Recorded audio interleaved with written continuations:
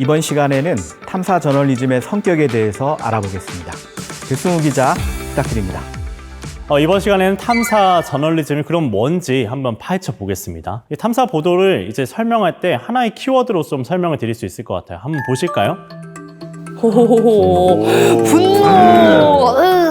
맞습니다. 분노의 저널리즘이라고 이제 하게 되는데 이 분노의 저널리즘이 뭘까요? 보다 보니까 정말 열 뻗쳐서 뭐, 이거는 그치. 안 쓰면 안 될 것 같은 느낌? 앞서 사례에서도 이제 백승우 기자님도 분노로 인해서 그렇지. 3년까지 이어지지 않았나. 되게 정확하십니다. 어떻게 보면 기자의 분노일 수도 있고 이걸 보신 시청자나 독자의 분노일 수도 있습니다. 다른 한편으로는 폭로 저널리즘이라고 부르기도 합니다. 어떻게 보면 탐사보도는 정부나 우리 사회에 좀 뿌리 내려져 있는 이런 관행이나 부정부패, 비리, 위선 이런 것들에 대해서 파헤쳐보고 고발하는 보도를 보통 탐사보도라고 여러분도 많이 알고 계실 겁니다. 이 사실과 진실이 좀 다를 수 있거든요. 그래서 그 사실 안에 진실을 파헤쳐보는 것들이 어떻게 보면 보도 방식이 탐사보도라고 보면 되겠죠. 그러니까 탐사 보도와 뉴스는 그냥 제가 생각하기로도 지금 결이 좀 다르거든요. 어떻게 다른가 그게? 이 뉴스라는 거에 대해서 먼저 좀 말씀을 드리면 좋을 것 같습니다. 스튜디오에도 창문이 있는데 창문 모양을 통해서 세상을 바라보면 이 세상이 조금씩 모양이 다르죠. 그렇죠. 네, 다르죠. 사각형 창문이면 사각형을 보일 거고 네. 동그란 창문이면은 동그랗게 보일 겁니다. 그렇죠. 어떻게 보면 그런 식으로 창문에 따라서 우리가 보는 게 다르고 그게 어떻게 보면 뉴스라는 것 역시 게이트키핑의 과정을 거쳐서 나오게 됩니다. 그렇게 해서 세상이 오늘 하루가 어떻게 흘러갔고 어떤 사건들이 있었고 어떤 게 중점적이고 쟁점이었는지를 보는 게 바로 뉴스라고 하면 되겠죠. 게이트키핑이란 단어 저는 처음 들어봤어요. 몰라요. 저도요. 그런 좀 전문 용어 같은 거 좀 풀어주시면 안 됩니까? 고맙다. 내가 하고 싶은데. 저도요. 사실 많이들 쓰이는 용어입니다. 이 게이트키핑이라 함은 이 미디어 조직에서 이 다양한 뉴스 소재거리들 중에서 어떤 거를 선별해서 보도를 할지 대중들에게 노출하고 또 어떤 거는 노출하지 않을지를 결정하는 게 바로 게이트키핑이라고 보면 될 것 같습니다. 쉽게 말해서 필터링이 맞습니다. 심의 과정을 거친다, 필터링을 거친다라는 게 바로 게이트키핑이라고 보면 되겠죠. 좀 추가해서 설명을 드리면요. 네. 게이트키핑이라고 하는 행동은 선택하는 겁니다. 그러니까 세상에 일어난 모든 일이 뉴스가 되는 게 아니라 네. 뉴스를 만드는 사람들이 선택한 것이 뉴스가 되는 거죠.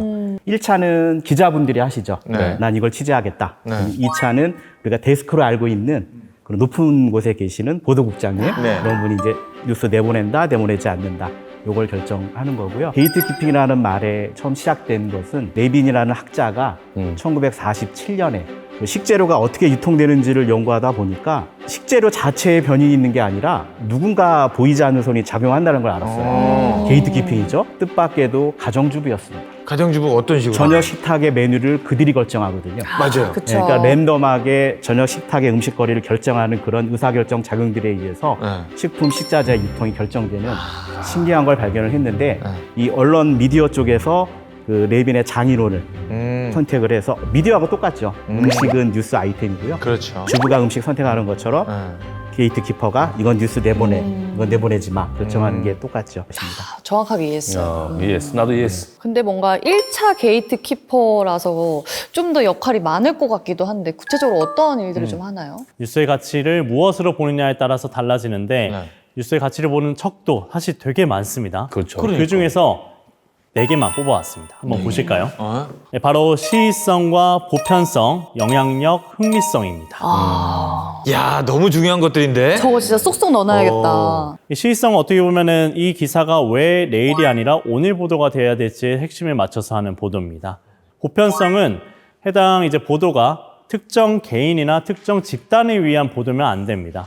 그러면은 일반 청중이나 일반 대중들을 위한 보도가 돼야 되는 게 많기 때문에 보도의 주제가 보편적이어야 되기 때문에 보편성을 띠고 있다고 볼 수 있으면 될 것 같습니다. 사실은 보편성이 따라주면 당연히 영향력 역시 커지죠. 그렇죠. 그렇겠죠. 보도를 하게 됐을 때 보도를 보고서 이건 내일이지 하고 어떻게 보면은 받아들이는 사람들이 많을수록 영향력이 커지는 겁니다. 그러네.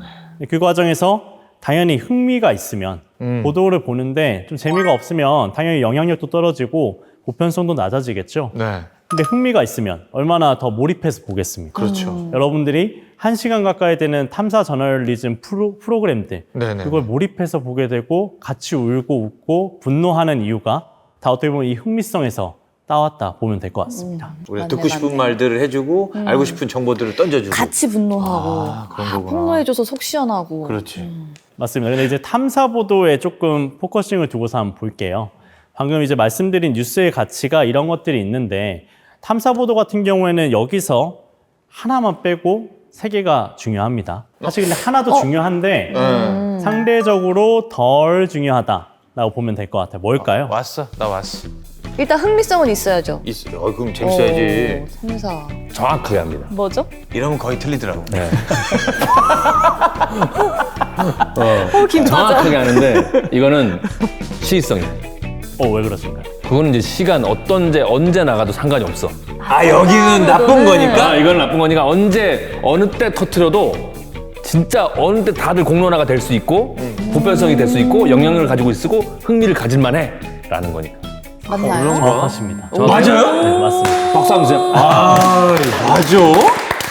방금 말한 에이제과 사례 역시 마찬가지입니다. 사실 이게 시의성 있는 보도라고 보기는 어렵습니다. 왜냐하면 원래부터 관행처럼 내려왔던 시스템을 끄집어낸 거잖아요. 아, 그렇죠. 그래서 어떻게 그러네. 보면은 시의적이다라고 보기에는 하나의 에이제과 개인의 이야기라고 국한될 수도 있습니다. 하지만 근데 이게 어떻게 보면 이만큼이나 중요한 게 이 제과업계의 관행입니다. 그리고 이런 것들이 여러분 모르셨지만 이런 게 있었어요 라고 이제 보여주는 것들이 어떻게 보면 시의성과 담보되지 않더라도 할 수 있는 게 바로 탐사보도라고 보면 될 것 같습니다.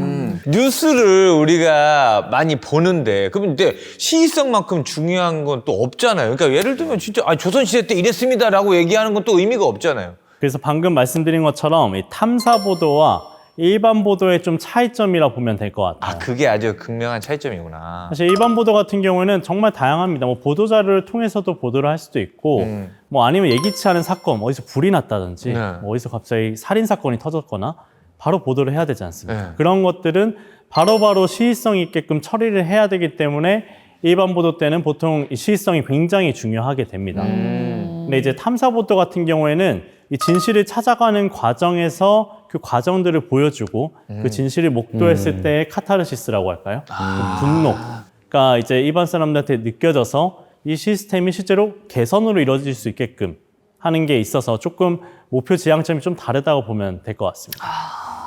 자, 그러면 탐사 보도에는 이제 숨겨진 사실, 뭐 잊힌 사실 같은 것들 많이 이제 드러내고 폭로를 하려고 하는데, 그러면 취재 기자로서 이 탐사 보도 아이템 게이트키핑 하실 때 어떤 기준을 가지고 시작하는지도 궁금해요.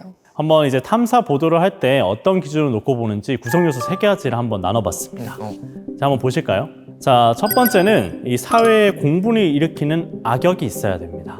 이게 악역이 한 있어야 명이 되고. 됐든 개인이 됐든 뭐 시스템이 됐든 집단이 됐든 상관없습니다.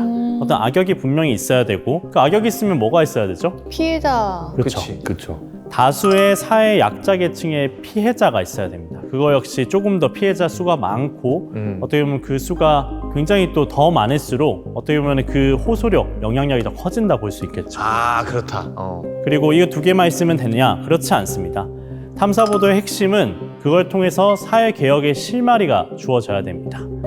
이 보도를 통해서 정부가 움직이고 그걸 통해서 시민들도 분노하고 사회개혁이 어떻게 보면 단초적인 역할을 한다는 게 탐사보도의 요소에 꼭 들어가야 됩니다. 좋은 일 하시네. 세 번째가 제일 핵심 같아요. 저걸 위해서 일하는 것 같아요. 그쵸. 그렇지. 그죠? 맞습니다.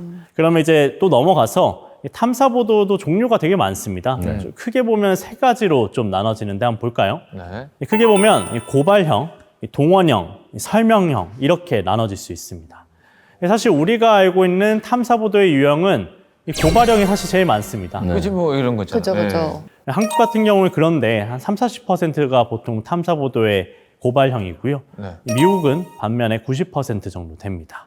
두 번째는 동원형인데 사실 캠페인형, 아까 어떻게 좀 이런 식으로 해봅시다라는 좀 알려주는 형인데 거의 없다라고 손 봐도 무방합니다. 약간 계몽 뭐 이런 느낌입니까? 네, 약간 그런 좀 사람들한테 캠페인식으로 알려준다 이렇게 해보자라는 좀 식인데 그런 것보다는 좀 이제 우리가 압도적으로 많은 게 바로 설명형 세 번째입니다. 고발형이 아니었어요? 설명형. 한국 같은 경우에는 절반가량이 설명형의 탐사 보도가 많고 미국은 반면에 10% 내외입니다.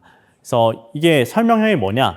요새 이게 좀 난립니다. 그래서 이런 것들이 요새 문제가 될 수도 있고 이런 것들을 아셔야 돼요 라고 하는 조금 더 설명형, 대중들의 이해를 깊게 해주는 영향이 있다라고 보면 될 것 같은데 그럼 고발형이나 설명형 뭔가 좀 비슷한 것 같은데. 감이 좀 안 잡히실 수 맞아요. 있잖아요. 그래서 그걸 조금 더 이 뒤에 제가 취재했던 사례들로 한번 보고 한번 이제 파헤쳐 보겠습니다. 국민건강보험공단 팀장이 병원으로 내려보내야 할 요양급여 비용을 본인 개인 계좌로 빼돌렸는데요. 간도 큽니다. 그 금액이 최소 46억 원입니다. 그러고는 지난주 유유히 휴가를 간다며 어머나. 독일로 출국했습니다. 허허, 독일. 박진호 기자의 단독 보도입니다. 독일 왜 갔대? 국민건강보험공단이 재정관리실 3급 팀장 44살 최모 씨가 횡령했다고 밝힌 금액은 46억 원입니다. 횡령은 지난 4월부터 이달까지 6개월간 1억 원, 3억 원, 42억 원으로 세 차례 나눠 이뤄졌습니다. 아, 미쳤다. 한 해 예산 100조 원이 넘는 건보공단. 재정관리실 팀장의 횡령으로 고양이에게 생선을 맡긴 꼴이 됐습니다. 채널A 뉴스 백수입니다. 아, 저기 우리 돈 다 들어가 있잖아요. 그러네. 건보료를 내가 한 달 얼마씩 내는데 기자님 말대로 진짜로. 분노가 화가 너무 나는데요, 지금? 보도 보시니까 분노가 치밀어 오르시죠. 네. 나 얼마 내는데? 자, 2022년도에 있었던 건보공단의 발칵 뒤집혔던 사건이었습니다. 왜 그러냐? 국민건강보험공단이 생기고 나서 가장 많은 횡령 액수였어요. 46억이면 너무 진짜 큰데. 크다. 한 사람이 그것도. 실질적으로 지금 현재 녹화를 하고 있는 2023년에도 안 잡혔습니다. 지금 근데 독일로 이제 여행 갔다고 나와 있는데 실질적으로 필리핀에 간 걸로 지금 알려져 있습니다. 그럼 이게 보도가 되기 전에 이 취재에 들어갈 거면 이게 지금 몇 발을 더 앞서 있어야 되는 거죠. 사실 이제 말씀을 잘 해주신 게 이 경찰이 수사를 하기 전에 이거를 인지를 했습니다. 근데 이 그러니까, 사건이 이미 벌어진 상태였어요. 그래서 실질적으로 취재가 이뤄졌고 관련해서 시스템이 부재했고 공단 과정에서 돈 관리를 굉장히 허술하게 했던 부분을 밝혀냈습니다. 어떻게 보면 고발형, 그렇죠. 경찰이 수사를 하기 전부터 이제 이뤄졌던 대표적인 이제 하나의 케이스라고 보면 될 것 같습니다. 그럼 우리나라에 가장 많다는 이 설명형? 이건 고발이고 이제 설명형은 어떤 차이가 있는지 궁금합니다. 바로 이제 저희가 가져온 사례를 가지고 한번 보겠습니다. 사례. 동아일보에서 하는 히어로 콘텐츠 중에 하나인데 이 표류라는 얘기입니다. 표류가 뭐죠?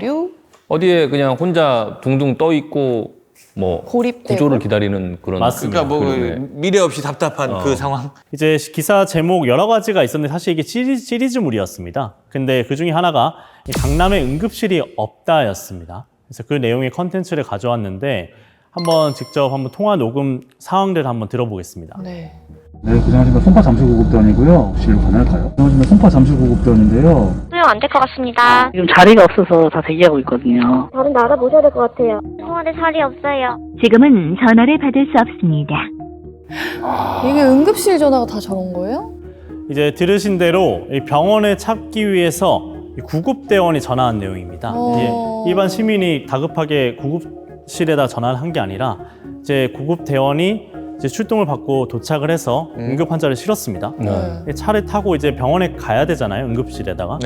그러면 이제 응급실에다가 말도 안 하고 갈 수는 없고. 그렇죠. 전화를 하는데 다 자리가 없대요. 특히 강남 쪽이 다 자리가 없다고 얘기하는 통화 내용의 일부입니다. 그 전화를 한 시각이 8시 50분쯤이었습니다. 그때쯤 전화가 이뤄지고 나서 이제 9시 32분이 돼서야 여의도 성모병원에 응급실에 자리가 있다는 걸 확인을 하게 됩니다. 야, 강남도 아니네. 여의도. 그리고 119 신고를 하고 난 뒤 병원에 도착하기까지 결과적으로 1시간 20분가량. 1시간 20분? 그러니까 이게 저기 이제 119 구급 대원도 저거 일일이 다 전화를 했을 거 아니에요, 그죠? 그렇지. 그거에 대한 그 스트레스 그것도 있을 것 같고 저거 문제가 좀 심각한 것 같은데. 아, 근데 이게 그냥 응급실에 자리 없대 이렇게 듣는 것보다 같이 더 공감하게 되고 막 같이 애타고 이런 느낌이 확 드네요. 맞습니다. 이게 어떻게 보면 요새 많이 트렌드로 잡은 건데요. 네.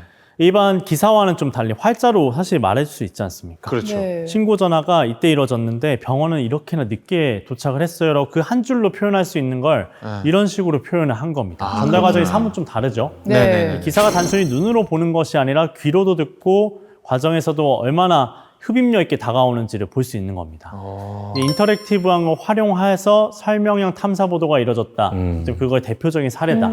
이걸로 봤을 때 응급실이 얼마나 없는지를 몸으로 와닿지 않습니까? 완전히 맞아요. 이해됐어요. 지금 이게 요새 난리다. 아까 설명형 탐사 보도의 핵심적인 키워드 하나였죠. 그게 이런 거를 직접적으로 난리다라는 거를 설명식으로 보여주는 게 설명형 탐사 보도의 하나의 예시. 기획 기사라고도 보통 생각할 수도 네. 있을 것 같습니다. 그럼 이렇게 탐사 보도가 이렇게 나가면 사람들이 이제 많이 알게 될 거 아니에요. 그리고 뭐가 바뀌는 게 있었나요? 아까 탐사 보도 뭐라고 했죠?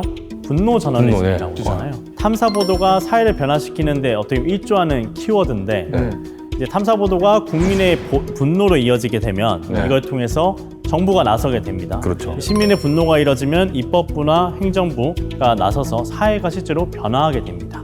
이게 탐사 보도의 사회 변화 과정인데 이제 핵심은 이제 이게 시민의 분노로 이어져야 되는데 기자 혼자 분노한 겁니다. 야, 그럴 수 있잖아. 그렇죠.